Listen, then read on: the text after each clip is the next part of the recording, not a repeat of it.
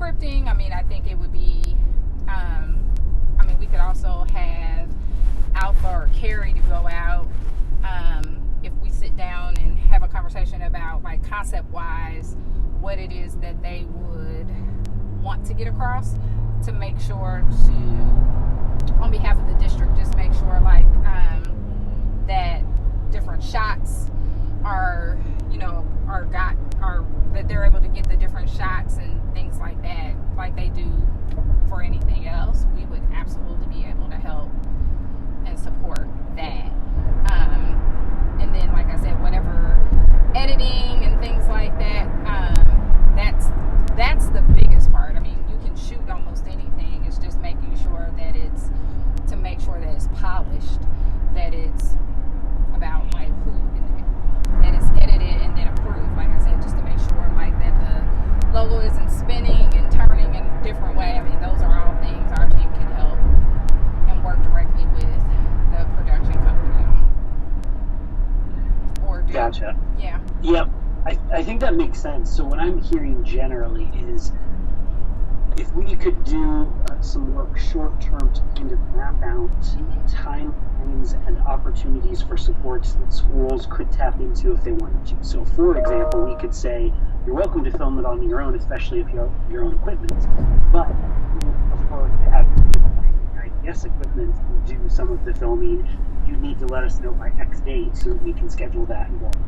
And same thing with, like, consultations with you guys on messaging and scripting and things like that.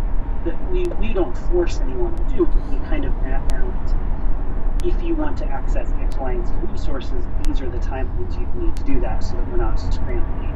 Yeah, absolutely. I'm sorry, I can't hear. I'm sorry, you went out.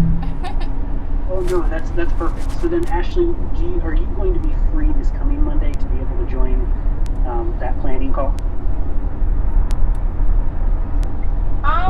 I should be able to. Let me just check. Make sure I don't have any conflicts. But in general, I'm gonna need to get with Shelby prior to that, and I should be good for next Monday. But I need to get with Shelby prior to that and confirm with, like, her what is the best method to handle, like, all of the deadlines and, like, uploads and stuff like that. So I'll touch base with her and try to get, like, a preliminary timeline together. It might be, I was going to say, it might be best for either Shelby or Kenny to just also, like, just join the call. So then that way, as deadlines and timelines are being created, because that would also, Patrick, I would say, definitely, for example, if it's a, hey, Kenny, we would love to use you, then obviously those things are going to have to be worked into things that he's already got on his plate. And so, he needs to be a part of creating what that deadline is and not have it, created for him. Right. Yeah, so I think it would just be helpful to have him on the call. Right, yeah. Yeah. Okay. He's also, Patrick, the primary contact to the other production company I was talking about. And so, hearing the ideas that everyone has,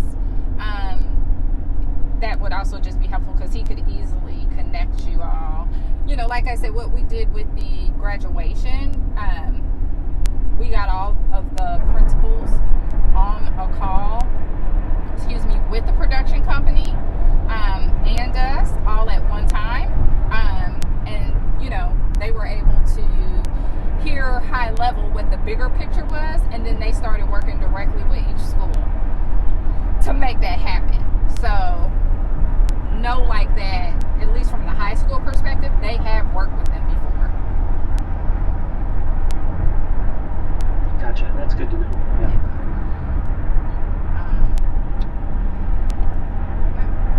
The other thing on our end that I wanted to talk about, and Alicia and I briefly talked about, was when we get to a point of doing,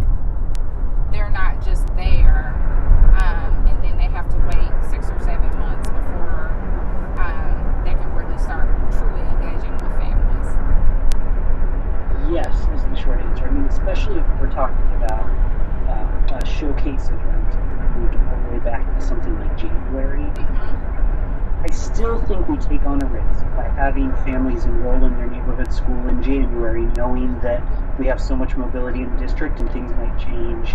But I think that is a more appropriate level of risk than doing that all the way in November when there's almost a full year before we're ready to start. But I think we could very easily have the registration process open for your neighborhood schools so that neighborhood schools could seal the deal with families right then and there. Okay, that's helpful. And Patrick, do we know, is it just IPS or do other districts have that issue?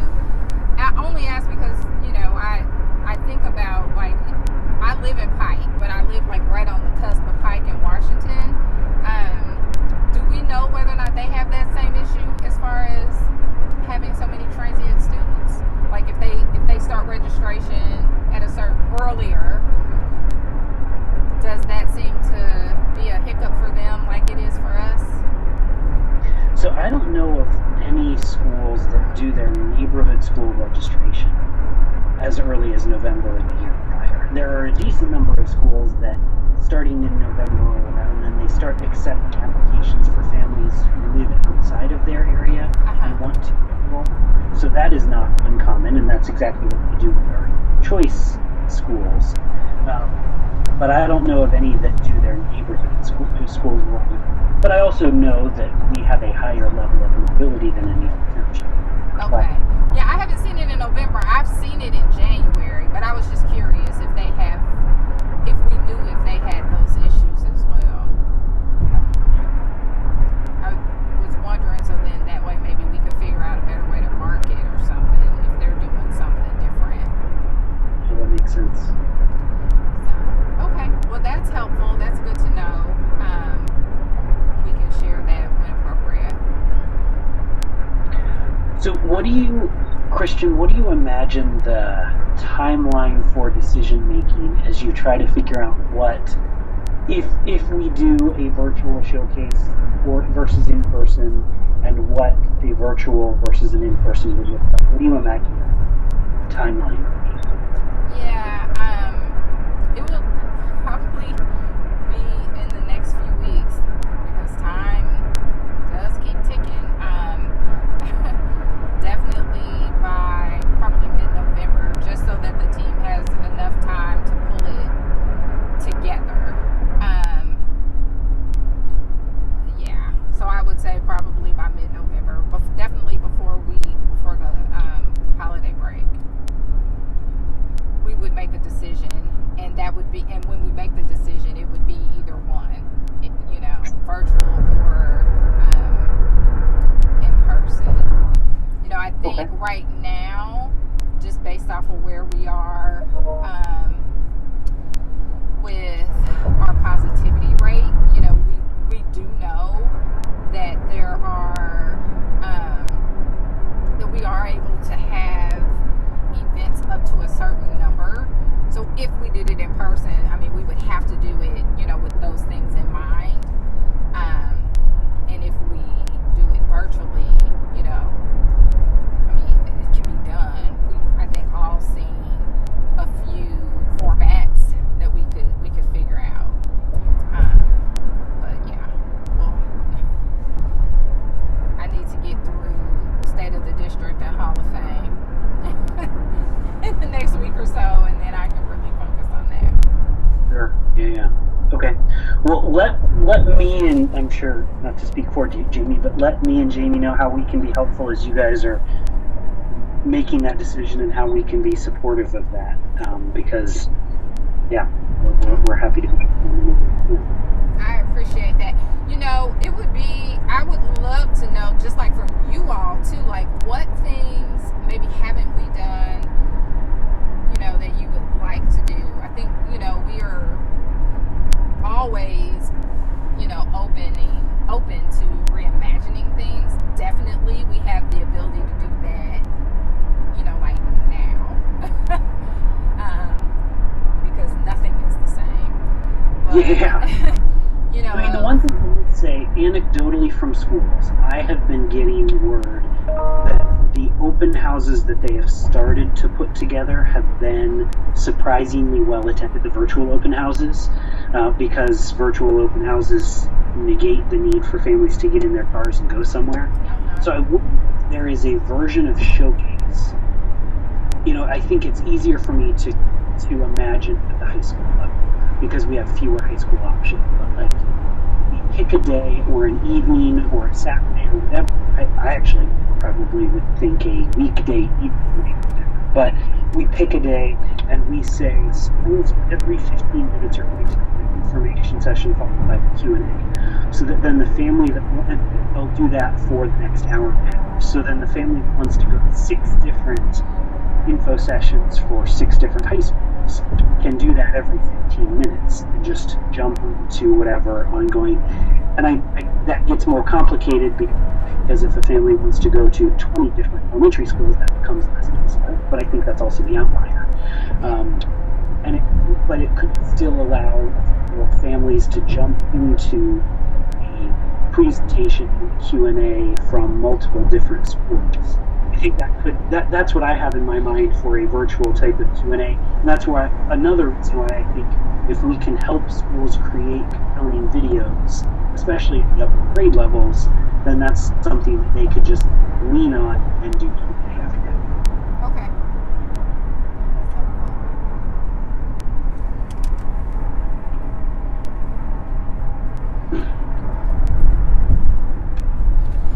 Last year we also started with some of the sessions just also around other things that, like specifically, like high school students or even middle school students may need to know, like when you're thinking about like SATs or PSATs or, other opportunities, I think like also around whatever athletics we're going to be able to continue to have, but just other things that actually make families and students interested in choosing a particular school. And so, however, again, I would love to be able to expand, like upon that. I definitely think we all knew that coming out of Banker's Life, having those sessions on the main floor would have been much better than where they were, kind of like out of the way, out of sight, out of mind. But again, depending on how we think about that, and even with these schools and how they're going to do their individual like videos, I would say, about thinking about what that might look like too. Yeah.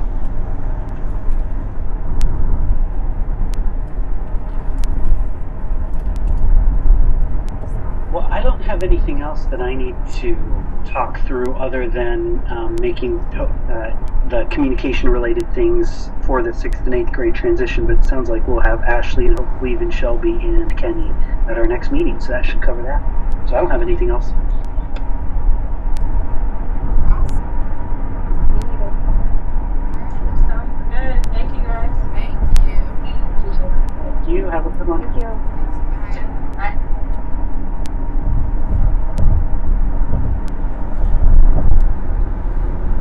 Jacob, can you hand Mommy her purse?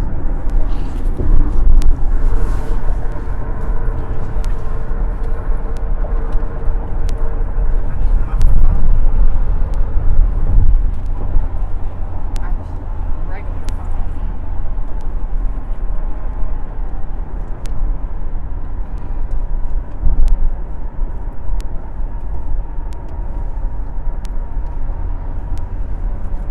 Is Mommy's phone back there?